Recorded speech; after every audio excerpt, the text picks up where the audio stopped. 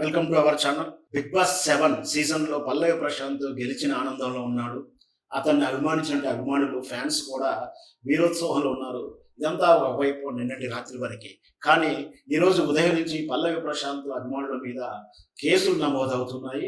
పల్లవి ప్రశాంత్ అభిమానులు ఆనంద ఉత్సవాల మధ్యలో ఆనందోత్సవాలతో కేరింతలేస్తూ తనకు తన అభిమానమైనటువంటి పల్లవి ప్రశాంత్ పోటీగా వచ్చినటువంటి అమర్దీప్, అశ్విని లాంటి సెలబ్రిటీస్ పార్టిసిపెంట్స్ మీద వాళ్ళు గుర్తించి వాళ్ళ కార్ల మీద దాడి చేసి రాళ్లతో అద్దాలు పగలగొట్టారు. నిన్న జరిగిన బీభత్సకాండలో సుమారు రాత్రి 12 గంటల వరకు కూడా అన్నపూర్ణ స్టూడియో దగ్గర కోలాహలం. నిన్న బిగ్ బాస్ ఫైనల్ అయిన తర్వాత కూడా ఈ అలజడి అంతా కూడా ఊహించిన బిగ్ బాస్ యాజమాన్యం సాధ్యమైనంత వరకు ఈ క్రౌడ్ నుంచి దాటకు వెళ్ళిపోవాలి, సాధ్యమైతే ఈ క్రౌడ్ను ఫేస్ చేయొద్దు అని చెప్పేసి బిగ్ బాస్ లో పార్టిసిపేట్స్ అందరినీ కూడా స్టూడియోలోనే ఉంచారు. అయినప్పటికీ రాత్రి లేట్ నైట్ లో కూడా కొంచెం తగ్గింది కదా అని చెప్పేసి అశ్విని బయటకు వచ్చిందట. ఆ బయటకు వచ్చిన క్రమంలో ఆమెను గుర్తుపట్టి ఆమె కారు మీద రాళ్లతో దాడి చేయడం, బూతులతో అసభ్యంగా తిట్టడం, దూషించడం తోటి ఆమె చాలా కంగారు పడడం కాదు, భయాందోళనకు గురైంది.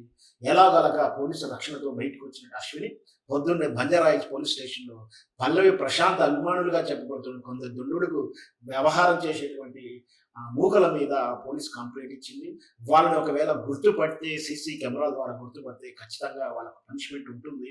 ఈ విధంగా అభిమానం అయితే ఉండవచ్చు ఎవరి మీద అయినా సరే, కానీ అభిమానం వెర్రి వేతలు వేయకూడదు.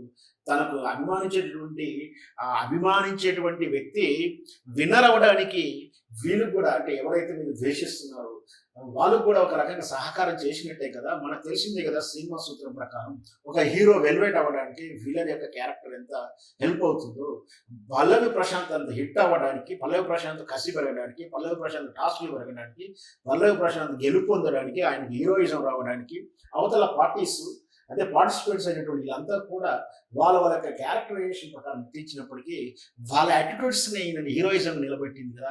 అట్లాంటప్పుడు వాళ్ళ మీద ద్వేషం ఎందుకు పెంచుకోవాలి? అభిమానం ఉండవచ్చే కానీ వెర్రి వేసలు వేసి ఈ విధంగా ఇలా హింసకు పాల్పడాలి ఏ విధంగా చూడాలి?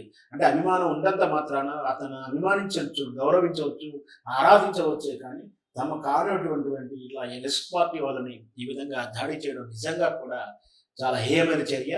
ఖచ్చితంగా వాళ్ళ మీద పోలీస్ చర్య తీసుకోవాల్సిందే, ఆ కఠినమైన శిక్షలు పడాల్సిందే. వాళ్ళకి సత్వరం కూడా న్యాయం జరగాలి. వెంటనే ఈ విధంగా పాల్పడేటువంటి నల్లరుమొక్కలు కేవలం సెలబ్రిటీస్ వీళ్ళ పార్టిసిపేట్స్ మీద కాదు, దారిలో పోయి ఆర్టీసీ బస్సు అద్దంలో పగలగొట్టడం, ట్రాఫిక్ జామ్ అవ్వడం, పాదాచారులు కానీ ట్రాఫిక్లో వెళ్ళిన ఇతరతర ఆఫీస్ నుంచి ముఖ్యంగా బంజారాయిల్స్ ఆ ప్రాంతం అంతా కూడా సాఫ్ట్వేర్ నుంచి రావడం కానీ, వ్యాపారాలు ముగించుకొని రావడం కానీ, వీకెండ్ సండే నుంచి రావడం కానీ, ఫ్యామిలీస్ కార్లలో రావడం కానీ జరుగుతుంది. అలాంటప్పుడు ఆ ఫ్యామిలీ కార్ల మీద, వ్యక్తిగత వాహనాల మీద, ఈ బైక్స్ మీద ఈ విధంగా దాడి పడడం, ఈ విధంగా దాడికి పాల్పడడం, దాంతో వాళ్ళు భయాందోళన గురవడం నిజంగా కూడా ఇట్లాంటి చర్యలు జరగకూడదు.